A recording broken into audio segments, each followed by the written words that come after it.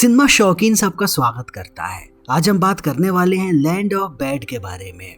ये कहानी है कुछ जाबाज सिपाहियों की जो एक ऐसे जगह पे फंसे हैं जहाँ से जिंदा आना मुश्किल ही नहीं नामुमकिन है, मगर कैसे भी इन्हें अगले 48 घंटों तक जिंदा रहना पड़ेगा। कहानी की शुरुआत होती है और हम एक चॉपर को देखते हैं। चॉपर के अंदर डेल्टा फोर्स की एक टीम है। अभी अभी इन्हें पता लगा है कि CIA के एक जासूस को बंधक बना करके रखा गया है और किसी भी कीमत पर इन्हें जा करके उसे छुड़ाना है। ये सारे लोग अपनी प्लानिंग कर रहे होते हैं कि कैसे ये लोग वहां तक पहुंचेंगे और CIA के उस जासूस को छुड़ाएंगे, मगर ये लोग चॉपर लेकर के फिलीपींस के अंदर नहीं जा सकते वरना सबकी नजरों में आ जाएंगे। तभी लोग बीच रास्ते में ही कूद पड़ते हैं चॉपर से नीचे और फिर जंगल के रास्ते धीरे धीरे आगे बढ़ने लगते हैं। तभी हमारे सामने एयरफोर्स के बेस का दृश्य आता है। यहाँ पर हम देखते हैं कैप्टन ईडी ग्रिम को, जो US एयरफोर्स ड्रोन पायलट है। ईडी बहुत ही ज्यादा परेशान है क्योंकि उसकी पत्नी प्रेग्नेंट है और किसी भी वक्त डिलीवरी हो सकती है और ईडी चाहता है कि उस वक्त में वो वहाँ पर मौजूद रहे, मगर सबको पता है कि डेल्टा फोर्स अभी फिलीपींस में है और किसी भी वक्त उन्हें एयर सपोर्ट की जरूरत पड़ सकती है। इसलिए चाह करके भी ईडी यहाँ से नहीं जा सकता, उसे हर वक्त यहाँ पे मौजूद रहना है। यहीं पर हम देखते हैं सार्जेंट निया को। ये दोनों मॉनिटरिंग कर रहे हैं पूरे मिशन। दूसरी तरफ डेल्टा टीम धीरे धीरे आगे बढ़ रही है, मगर ये सारे लोग बहुत ही ज्यादा चौकन्ना है। ये जगह बहुत ही खतरनाक है, किसी भी वक्त इन पर कहीं से भी हमला हो सकता है और बार बार इन्हें ये बात रिमाइंडर कराया जाता है ताकि ये लोग चुस्त और मुस्तैद रहें। और थोड़ी दूर जाने के बाद ऐसा ही होता है, इन्हें कुछ हलचल महसूस होती। ये सारे के सारे डर जाते हैं। इन्हें लगता है कि सामने कोई दुश्मन है। ये लोग तुरंत इस बारे में ईडी को बताते हैं और कहते हैं कि वो ऊपर से मॉनिटरिंग करके देखे कि सामने क्या सच में कोई दुश्मन है। ईडी भी अपने काम पे लग जाता है। तभी ईडी इन्हें बताता है कि उनका सिग्नल कमजोर हो रहा है और उन्हें जरूरी विजुअल्स नहीं मिल पा रहे हैं। इस चीज को देखने के बाद ये लोग भी परेशान हो जाते हैं कि इन्हें अब खुद ही फिगर आउट करना पड़ेगा कि आखिर इनके सामने क्या है। सब अपनी अपनी बंदूकें निकाल करके बैठ जाते हैं इंतजार में। तभी हलचल बढ़ने लगती है, मगर ये लोग गोली नहीं चलाते। थोड़ी देर के बाद ये लोग देखते हैं कि झाड़ियों से एक सुअर बाहर आ रहा है। तब इनके जान में जान आती है कि ये कोई दुश्मन नहीं बल्कि बस एक जानवर है। तब ये लोग फिर से आगे बढ़ने लगते हैं। थोड़ी देर का और सफर तय करने के बाद ये लोग उस जगह पे पहुंच जाते हैं जहाँ पर इनका दुश्मन है। यहाँ आने के बाद जब ये लोग दुश्मन के बेस कैंप को देखते हैं तब सारे के सारे सोच में पड़ जाते हैं।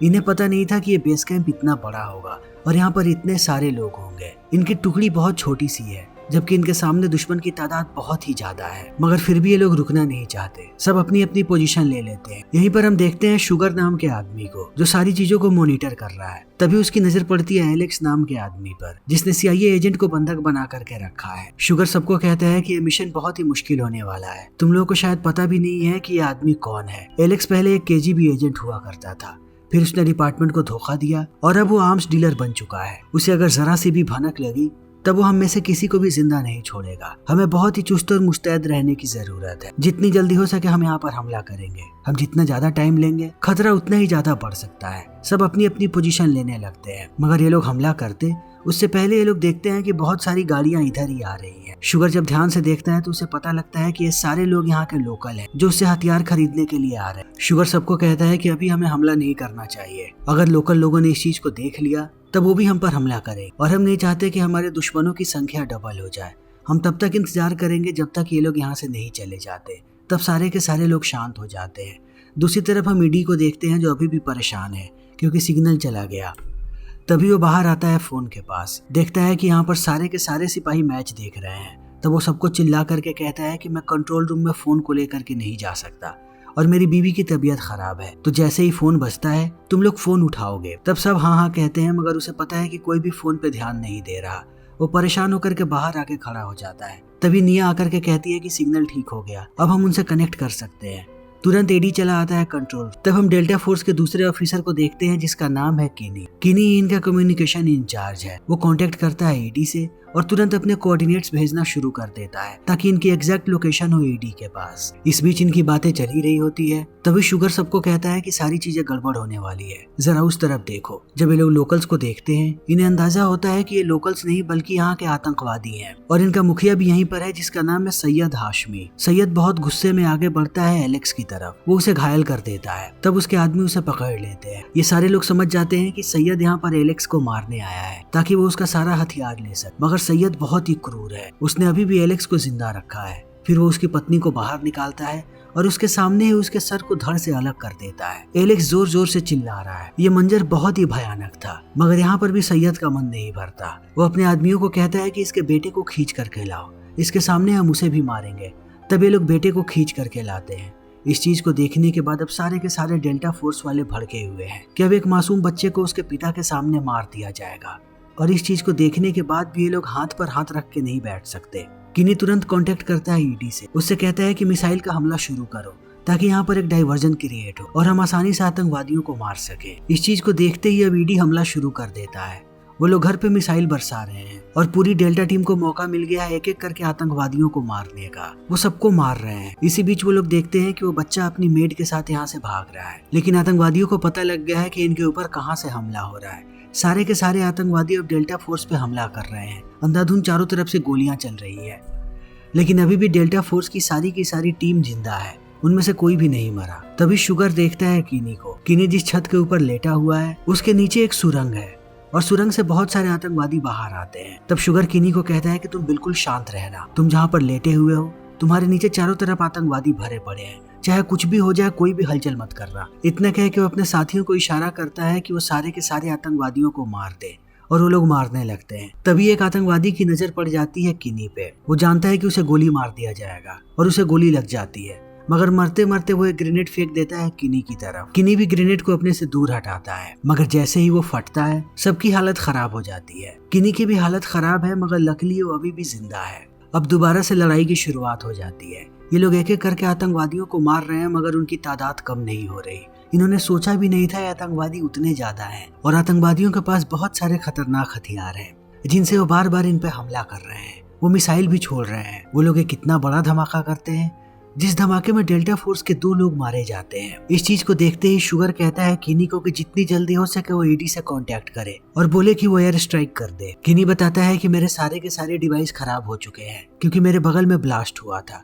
शुगर कहता है कि क्या रास्ता है। किनी कहता है कि बगल में ही हमारा साथी है, अब वो जिंदा नहीं है। मैं उसके पास जा रहा हूँ उसकी डिवाइसेस को लेने के लिए। वो पहुंच जाता है डिवाइस के पास और ईडी को बताने लगता है कि आखिर यहाँ पर क्या हो रहा है। तभी किनी देखता है कि और भी आतंकवादी आ गए। इन लोगों ने अपने साथियों को कॉल कर दिया था, अब उनकी तादाद ज्यादा हो गई है। तभी ईडी वहाँ पर एयर स्ट्राइक करता है और ज्यादातर आतंकवादियों को मार देता है, मगर कुछ लोग अभी भी जिंदा है, जिनमें से एक बंदा आरपीजी छोड़ देता है इनके ऊपर। ये आरपीजी जा करके वहाँ ब्लास्ट होती है जहाँ पर शुगर और एबी थे और इस ब्लास्ट में उन दोनों की मौत हो जाती है। जिस चीज को देखने के बाद अब किनी की हालत खराब हो रही है क्योंकि अब सिर्फ वही जिंदा बचा है और वो बस एक कम्युनिकेशन इंचार्ज है। उसे लड़ने का इतना तजुर्बा नहीं है। उसे नहीं लगता कि वो इतने सारे लोगों से लड़ पाएगा। वो बस जंगल में भागे जा रहा है ताकि वो इनसे बच सके। थोड़ी देर के बाद वो जाकर के एक जगह पर छुप जाता है और फिर से कांटेक्ट करता है ईडी से। उसे पूरी बात बताता है कि उसके सारे के सारे साथी मारे गए, सिर्फ वही जिंदा बचा है और वो बहुत ही ज्यादा डरा हुआ है। ईडी कहता है तुम्हें डरने की कोई जरूरत नहीं है, मैं इस मिशन को यहीं पर खत्म करता हूँ और अब हमारा एक ही मिशन है कि हम तुम्हें वहाँ से निकालें। मैं तुम्हें एक कोऑर्डिनेट भेज रहा हूँ, तुम वहाँ पर पहुँचो, हमारी आर्मी तुम्हें वहाँ से निकलवा ले। वो ईडी को कहता है कि डरो मत, तुम अकेले नहीं हो, हम सब तुम्हारे साथ हैं। मेरे ड्रोन्स ने हर वक्त तुम पे नजर रखा हुआ है। इस बात को सुनने के बाद किनी के जान में जान आती है। वो धीरे धीरे आगे बढ़ने लगता है कोऑर्डिनेट्स की तरफ। तब वो देखता है कि हर तरफ आतंकवादी फैले, वो घोड़े पर भी हैं और हर तरफ इसे ही ढूंढ रहे हैं। ये बहुत मुश्किलों का सामना करने के बाद उस जगह तक पहुंच जाता है। तब तक रात हो जाती। किनी वहीं पर छुपा हुआ है। तभी उसकी नजर पड़ती है एक हेलीकॉप्टर पे। किनी खुश हो जाता है, जाने लगता है हेलीकॉप्टर की तरफ, मगर आतंकवादियों ने भी देख लिया है इसे। वो अंधाधुंध गोलियां चलाने लगते हैं हेलीकॉप्टर पे। हेलीकॉप्टर में जो सेना है वो भी गोलियां चला रही है आतंकवादियों पे, मगर आतंकवादी पागल हो चुके हैं। वो एक वक्त के बाद आरपीजी छोड़ने लगते हैं, जिस चीज को देखने के बाद हेलीकॉप्टर के सिपाहियों को समझ में आ जाता है कि अगर उन लोगों ने लैंडिंग की तब ना ही वो जिंदा बचेंगे और ना ही किनी। फिर वो प्लान को अबॉर्ट करके जाने लगते हैं यहाँ से। इस चीज को देखने के बाद अब किनी उदास है, मगर दिक्कत की बात यह है कि आतंकवादियों को पता लग गया है कि यानी बचा हुआ सिपाही इधर ही है। वो हर तरफ से अंधाधुंध गोलियां चला रहे हैं और किनी एक जगह पे छुपा हुआ है। तब ईडी अपना कमाल दिखाता है। वो फिर से एयर स्ट्राइक करता है यहाँ पे और लगभग आतंकवादियों को मार देता है। फिर वो किनी को कहता है कि मैं तुम्हें दूसरे कोऑर्डिनेट्स भेज रहा हूँ, उस जगह पे पहुंचो, हम तुम्हें वहां से उठा लेंगे, लेकिन जितनी जल्दी हो सके तुम्हें यहाँ से निकलना पड़ेगा। यहाँ पर जो हमला हुआ है उसे देखने के बाद तुरंत ही आतंकवादी अपनी दूसरी टुकड़ी को भेजेंगे। किनी भी इस बात को समझता है। वो जितनी जल्दी हो सके दूसरे लोकेशन पे पहुंचना चाहता है, मगर सबसे बड़ी दिक्कत यह है कि यहाँ का मौसम भी अब खराब होने लगा है। अब किनी के लिए चलना भी मुश्किल हो रहा है। इसी बीच उसका पैर फिसल जाता है और वो जा करके गिरता है नीचे नदी में, जिससे बहुत ही तेज आवाज आती है। जैसे ही दोबारा किनी उठता है वो देखता है कि उसकी बंदूक ऊपर ही रह गई। तब वो जाने लगता है ऊपर, मगर आतंकवादियों ने इस आवाज को सुन लिया था वो आकर के उस पर गोलियां चलाने लगा। किनी देखता है कि उसके पास अपनी एक बंदूक बची हुई है, तब वो उससे गोली चलाता है, मगर थोड़ी देर के बाद उसकी बची हुई गोलियां भी खत्म हो जाती। अब भागने के अलावा उसके पास दूसरा कोई भी रास्ता नहीं है। वो भागते जाता है और आतंकवादी उसका पीछा करते। एक वक्त के बाद वो उसे दबोच लेते हैं, फिर घसीट के लाते हैं अपने दूसरे बेस पे और टॉर्चर करना शुरू कर देते हैं ताकि वो सारी जानकारियां दे सके कि उसके बाकी साथी कहाँ पर है और वो लोग यहाँ तक आए कैसे। मगर किनी कुछ भी नहीं बताता। तब वो लोग उसे मारने की प्लानिंग करने लगते हैं, मगर वो लोग उसे मारते उससे पहले एक शख्स आकर के इन्हें मारने लगता है। तब हमें पता लगता है कि ये कोई और नहीं बल्कि शुगर है। वो एक एक करके सबको मार देता है और किनी को छुड़ाता है। किनी कहता है कि तुम अभी तक जिंदा कैसे हो। शुगर बताता है कि जिस जगह पे आरपीजी का हमला हुआ था हम पहले उस जगह से हट गए थे, इसीलिए हम जिंदा बच गए। मगर उसके बाद दोबारा हमारे ऊपर हमला हुआ और उन लोगों ने एबेल को पकड़ लिया। अभी भी एबेल को उन लोगों ने बंधक बना करके रखा है, इसीलिए मैं चाहता हूँ कि तुम मेरे साथ चलो, हमें कैसे भी एबेल को छुड़ाना है। दूसरी तरफ ईडी और बाकी लोग बहुत ही ज्यादा परेशान हैं। उन्हें लग रहा है कि उनका आखिरी साथी भी मारा गया। मगर शुगर अब किनी को लेकर के आगे बढ़ रहा है। वो उसे लेकर के उसी जगह पे जाता है जहाँ पर ये लोग शुरुआत में आए थे। किनी यहाँ पर आकर के कहता है कि यहाँ पर तो ज्यादातर बिल्डिंग तबाह हो गई है, उन लोगों ने एबेल को कहाँ पे रखा है। तब शुगर बताता है कि यहाँ पर चारों तरफ सुरंग बनी हुई है और सुरंग के रास्ते ये लोग आते जाते हैं। हमें सुरंग के पास ही जाना पड़ेगा, मगर ऊपर भी बहुत सारे लोग हैं और हम सिर्फ 2 लोग जिंदा बचे हैं। मुझे पता नहीं कि हम कैसे हमला करेंगे। तब किनी कहता है कि मेरे पास एक रास्ता है, हम सबसे पहले ईडी से कांटेक्ट करेंगे, फिर एयर स्ट्राइक करवाएंगे ऊपर की बिल्डिंग्स पे। जैसे ही वो लोग डिस्ट्रैक्ट होंगे हमें नीचे जाने का मौका मिल जाएगा। शुगर को भी ये प्लानिंग अच्छी लगती है। ये लोग तुरंत ईडी से कांटेक्ट करते हैं। किनी की आवाज सुनने के बाद ईडी बहुत खुश है। तभी किनी उसे बताता है कि शुगर भी अभी भी जिंदा है और उसके साथ साथ एबेल भी, मगर एबेल को उन लोगों ने बंधक बना करके नीचे रखा है, इसीलिए हम चाहते हैं कि आप यहाँ पर एयर स्ट्राइक करो। ईडी कहता है कि तुम लोगों को क्या बात समझ में नहीं आ रही, अब सिर्फ 2 लोग जिंदा बचे हो और इतने सारे लोगों का तुम लोग मुकाबला नहीं कर सकते। इस मिशन को पहले ही रद्द कर दिया गया है, अभी के अभी तुम लोग वहाँ से। किनी कहता है कि हम अपने साथी को छोड़ करके यहाँ से नहीं निकल सकते, चाहे कुछ भी हो जाए हम अंदर जा रहे हैं, मगर बिना एयर स्ट्राइक के हम अंदर नहीं जा सकते। मेरे पास एक योजना है, हर एक 15 मिनट पे आपको एयर स्ट्राइक करनी पड़ेगी। आप पहली एयर स्ट्राइक करोगे हम अंदर घुस जाएंगे, उसके 15 मिनट के बाद अब दूसरी एयर स्ट्राइक करो, तब तक हम पहुंच जाएंगे बाकी कैदियों के पास और उन्हें लेकर के बाहर निकल जाए। उसके बाद की एयर स्ट्राइक सबसे बड़ी होनी चाहिए, जिसमें एक ही झटके में सारा का सारा कंपाउंड और सारे के सारे टनल्स खत्म हो जाने चाहिए। इस प्लान को सुनने के बाद ईडी भी मान जाता है और वो हरी झंडी देता है इन्हें आगे बढ़ने की। तभी ईडी की टीम के बाकी लोग देखते हैं कि ईडी की हालत खराब हो रही है, वो बहुत समय से यहाँ पर काम कर रहा है। तब वो लोग कहते हैं कि तुम्हें अब शिफ्ट को चेंज कर देना चाहिए, तुम्हारा समय खत्म हो रहा है। ईडी को भी ये बात समझ में आती है कि उसकी पत्नी प्रेग्नेंट है, उसे अपनी पत्नी के पास जाना चाहिए। उसके साथ साथ वो थके हुए समय में अच्छे से डिसीजन नहीं ले पाएगा, तो अपनी शिफ्ट दे देता है दूसरे ऑफिसर को और निकल जाता है यहाँ से। दूसरी तरफ हम देखते हैं किनी और शुगर, इनका मिशन शुरू हो चुका है। ये लोग अंदर घुस जाते हैं और एक एक करके आतंकवादियों को मारने लगते हैं, मगर आतंकवादियों की तादाद बहुत ही ज्यादा है। ये लोग उन्हें मारते जाते हैं और वो आते जाते हैं, एक एक करके वो इन्हें भी घायल कर रहे हैं। अंत में शुगर भी घायल होकर के नीचे गिर जाता है। तब एक आदमी टूट पड़ता है किनी पे, वो किनी को मारने ही वाला होता है, तभी शुगर उसे गोली मार देता है। मगर अब ये दोनों के दोनों जमीन पे गिरे हुए हैं और इस चीज को बाकी आतंकवादी भी देख पाते हैं। फिर वो इन दोनों को पकड़ के ले जा करके बंद कर देते हैं नीचे पिंजड़े में। ये पिंजड़ा सुरंग के अंदर है। अंदर आने के बाद ये लोग देखते हैं कि एबेल भी यहीं पर है।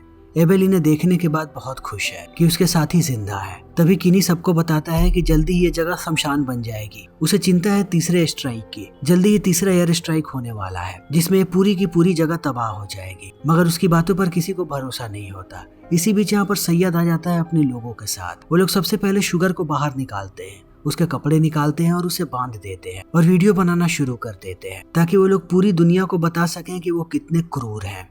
तुरंत वो लोग तलवार निकालते हैं और मार गिराते हैं शुगर को। ये सब कुछ वीडियो में रिकॉर्ड हुई है। किनी और एबेल भी इस चीज को देख रहे थे। अपने साथी को ऐसा मरता हुआ देखने के बाद वो लोग अंदर से टूट चुके हैं। तब सैयद घसीट के बाहर निकालता है किनी को और उसे टॉर्चर करके पूछने लगता है कि बताओ तुम्हारे बाकी साथी कहाँ पर हैं। किनी उन्हें सब कुछ सच बताता है कि उसके सारे साथी मारे जा चुके हैं और बस यही 2 लोग जिंदा बचे हैं। मगर सैयद को उस पर भरोसा नहीं है। तब किनी उससे कहता है कि जल्दी इस जगह पे एयर स्ट्राइक होने वाली, कोई भी जिंदा नहीं बचेगा और ना ही ये जगह। सैयद कहता है कि तुम अपनी मनगढ़ंत कहानियों से मुझे डरा नहीं सकते। वो अपने आदमियों को कहता है कि इसे टॉर्चर करो जब तक इसका दिमाग ना टूटे। इतना कह के वो चला जाता है और सारे लोग पानी में गिरा करके टॉर्चर करने लगते हैं किनी को। तभी यहाँ पर पहला एयर स्ट्राइक होता है और ये हमला इतना तेज था कि आग की लपटें नीचे तक चली आती हैं, जिसमें वो सारे लोग मारे जाते हैं जो टॉर्चर कर रहे थे किनी को। मगर किनी बच जाता है क्योंकि अभी भी वो पानी के अंदर है और वहाँ से निकल करके वो बेहोश होकर के जमीन पे गिर जाता है। थोड़ी देर के बाद जैसे ही वो आगे बढ़ता है उसे एहसास होता है कि दूसरा स्ट्राइक भी हो चुका है और अब तीसरे स्ट्राइक की बारी है। तीसरे स्ट्राइक में कुछ नहीं बचेगा, मगर उससे पहले वो चाहता है कि वो अपने साथियों को लेकर के यहाँ से बाहर निकल जाए। वो आगे बढ़ने लगता है। इसी बीच उसकी नजर पड़ती है सैयद पे। तब उसे याद आता है कि इस आदमी ने कितनी बेरहमी से मारा है शुगर। वो आगे बढ़ता है और एक तलवार को सैयद के सीने के आर पार कर देता है। उसे मारने के बाद उसे बहुत खुशी मिलती है। फिर वो आगे आता है पिंजरे की तरफ। वो एबेल को आजाद करता है। तभी उसकी नजर पड़ती है एक और आदमी पे, जिसे देख करके उसे याद आता है कि ये वही CIA का एजेंट है जिसे छुड़ाने के लिए लोग यहाँ पर आए थे। अब धीरे धीरे ये लोग आगे निकलने लगते हैं। किनी को पता है कि वो ऐसे यहाँ से नहीं निकल सकता और जल्दी ही एयर स्ट्राइक होने वाली है। तभी उसके हाथ में एक फोन लग जाता है। वो तुरंत कॉल करता है बेस पे, मगर बेस के जिस नंबर पर वो कॉल कर रहा है वो कॉल कोई भी नहीं उठा रहा, क्योंकि सारे लोग मैच देख रहे हैं और सब फोन को इग्नोर कर रहे हैं। तभी किनी को एडी का पर्सनल नंबर याद आता है। जब वो उस पे कॉल करता है तो हमें पता लगता है कि एडी अपनी पत्नी से बात कर रहा है, इसीलिए वो कॉल नहीं उठा पाता। अब किनी को लग रहा है कि ये लोग मरने वाले हैं। तब वो अपनी आखिरी कोशिश करता है और एक वॉइस मैसेज भेज देता है ईडी के पास। ईडी तुरंत उस मैसेज को सुनता है तो उसे पता लगता है कि ये 3 लोग अभी भी जिंदा हैं और वहाँ से निकल नहीं पा रहे। अगर एयर स्ट्राइक हुआ तो सिर्फ यही मारे जाएंगे। वो तुरंत कॉल करने लगता है, मगर उसके कॉल को भी कोई नहीं उठा रहा। तब ईडी तेजी में गाड़ी लेकर के जाने लगता है एयरबेस की तरफ और इस बीच वो बार बार कॉल कर रहा है, मगर अभी भी उसका कॉल कोई नहीं उठा रहा। बहुत तेज गाड़ी चलाने के बाद वो पहुंच जाता है एयरबेस तक, मगर अभी भी उसे कंट्रोल रूम तक का सफर तय करना पड़ेगा।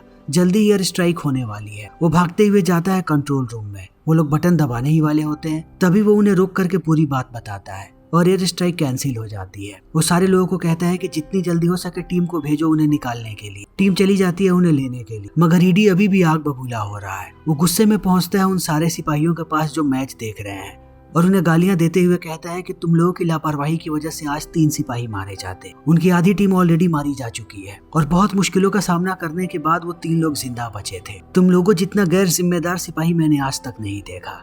इस बात को सुनने के बाद सारे चुप हो जाते हैं और सारे के सारे शर्मिंदा है। ईडी उनकी तरफ देखता है और टीवी को तोड़ देता है, फिर चला जाता है इनके सामने से। दूसरी तरफ टीम पहुंच जाती है उन तीनों को वहां से निकालने के लिए। टीम को देखने के बाद इनके जान में जान आती है। ये सब अब प्लेन में बैठे हुए हैं वापस आने के लिए और इनका उपचार हो रहा है। फिर इसी के साथ ये फिल्म यहीं पर खत्म हो जाती है। तो दोस्तों, हमारी आज की ये वीडियो यहीं पर खत्म होती है। अगर आपको हमारी ये वीडियो पसंद आई हो तो इसे लाइक करें, शेयर करें और चैनल को सब्सक्राइब करें। Thank you.